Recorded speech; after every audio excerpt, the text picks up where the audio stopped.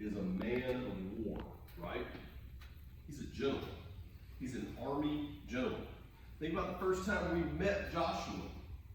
Joshua was down in the valley leading the Israelite army while Moses had his hands up and down. Remember? All right? Joshua is a man of war. He's a general. He is ready to fight. How does God tell him to take this city?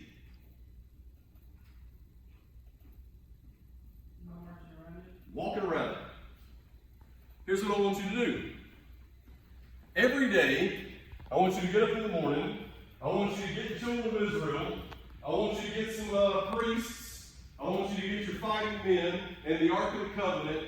And every day, I want you to walk around the city and then go back to bed. Day 1, walk around. Day 2, walk around. Day 3, walk around. Day 4, walk around. 5, walk around. 6, walk around. The 7th day, however, what are we going to do different? We're going to walk around the city how many times? 7 times.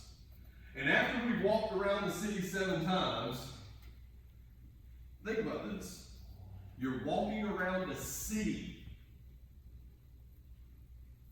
this many times. You're probably going to be good and tired. And after that time, all you got to do is when you hear the horn blow, just scream out. And don't worry, I'll take care of the rest. That's basically the instructions that God just gave a military general. It sounds kind of nuts, right? We're going to take this city. It's all that's standing between us and the promised land. And I want you to do a thing. Just walk around the city. So, verse 5. So Joshua son of Nun summoned the priests and said to them, take up the Ark of the Covenant. Have 7 priests carry 7 trumpets out front of the Ark. He said to the people, move forward, march around the city, and have the armed troops go ahead of the Ark. And after Joshua had spoken to the people, 7 priests carrying 7 trumpets, the Lord moved around and they blew the trumpets, and the Lord's covenant followed them. And while the trumpets were blowing, the armed troops went in front of the priests and blew the trumpets, and the rear guard went behind the ark. But Joshua had commanded the people, do not shout or let your voice be heard. Don't let one word come out of your mouth until the time I say shout, and then you are to shout. So the ark of the Lord carried around the city, circling it once, and they returned to camp and spent the night there.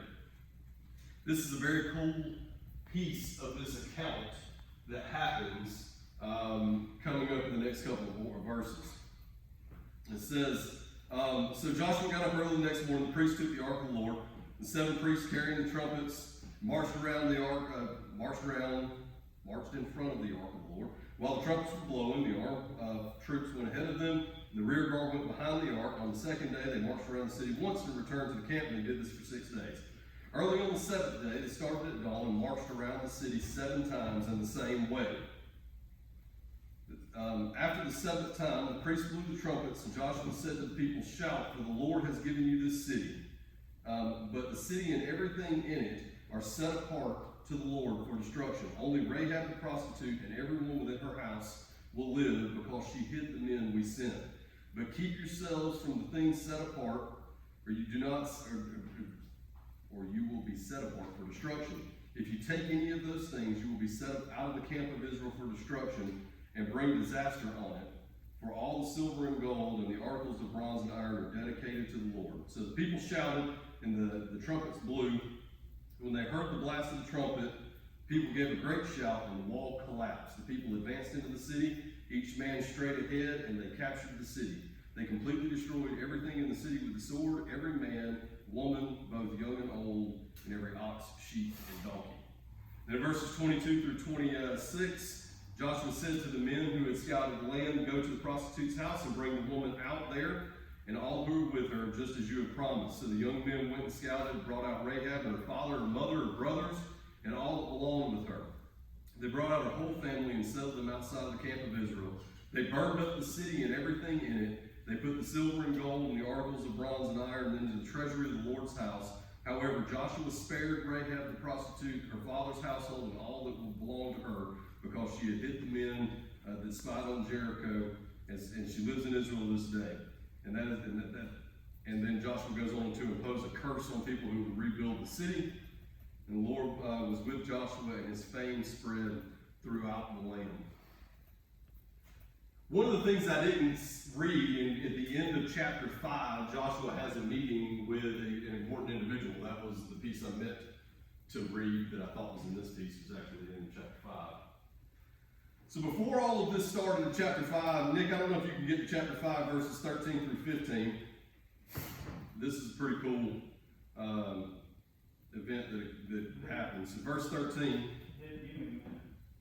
I give you a minute because I'm demanding. Joshua 5 what? 5:13. See how fast it pops up.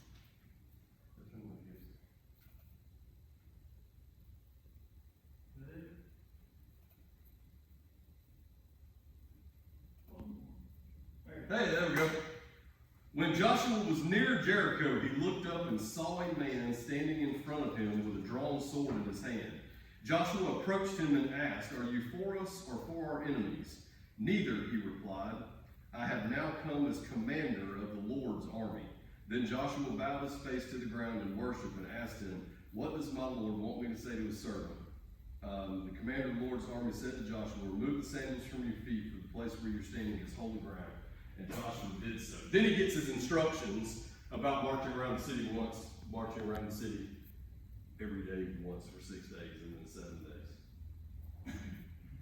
Sometimes, and this is what I want you guys to understand, and this was the game that we played earlier, the purpose behind it.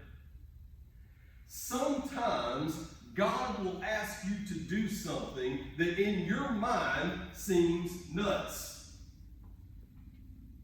In your flesh, in your brain, in your thought process, it may sound nuts. And all God wants you to do is just trust Him and follow through with it. In this situation, the people in Jericho were afraid of the Israelites. And God tells them, don't say a word. Don't lift a sword. Just march around the city and go back home. So for 6 days, they just walk around the city. Think about the people inside Jericho that probably began to make fun of them while they were marching. This is a whole, there's millions of people walk around the city, okay, in a day. All right, how many of you guys have seen Monty Python and Search for the Holy Grail?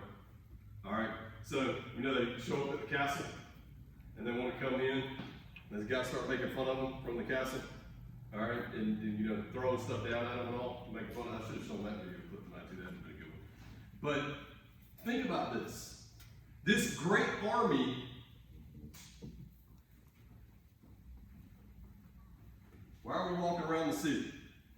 I don't know, because God said to. But wouldn't it make more sense if we just storm the front door? That's what armies do, right? We'll just take a battering ram, we'll batter down the hatches on the front door, and then, you know, that's how armies fight, right? Nope, it's not what we're going to do. We're just going to walk around the city and then go eat dinner. And then you get to the 7th day, and no, we're not going to walk around it once, not twice, not 3 times. We're going to walk around it 7 times. It says they started at dawn. More than likely, by the time they finished, it was good and dark outside, okay? And then they blew the trumpet, the people shouted, and God's power showed up, and the walls of Jericho literally collapsed. The people didn't really have to do anything, except for just walk over the rubble and then start killing the people that they were told to kill, okay? Taking the city. Sometimes what God asks for us to do is to do something that we think may be crazy, but God has a purpose in it, behind it. He wants to show you that He's in control. Just like we talked about in the first song that Nick picked tonight. And those are great because I don't think Nick knew what I was going to teach on tonight. When God is with us, we don't have to worry about anything. We don't have to worry about who's in control, because when we're in the Father's house, when the Father is with us, when the Spirit is with us, we don't have to worry about it. The same thing applied to the Israelites when they went to Jericho. It seemed crazy. And all God wanted them to do, it wasn't hard. But the hard part was to trust that God was going to take care of the situation. Sometimes for us, the hard part is to trust that God's got our best interest at heart. A lot of times what God asks us to do is not hard. It's not hard to share your faith. It may be scary. You may worry about your popularity. You may worry about your friends. It's not hard. But what God asks for us to do is to do that and trust that His power is going to be there with us through that situation. Okay? So when you think about listening to God and doing what God wants you to do, think about what the people of Israel did at the city of Jericho. All right, so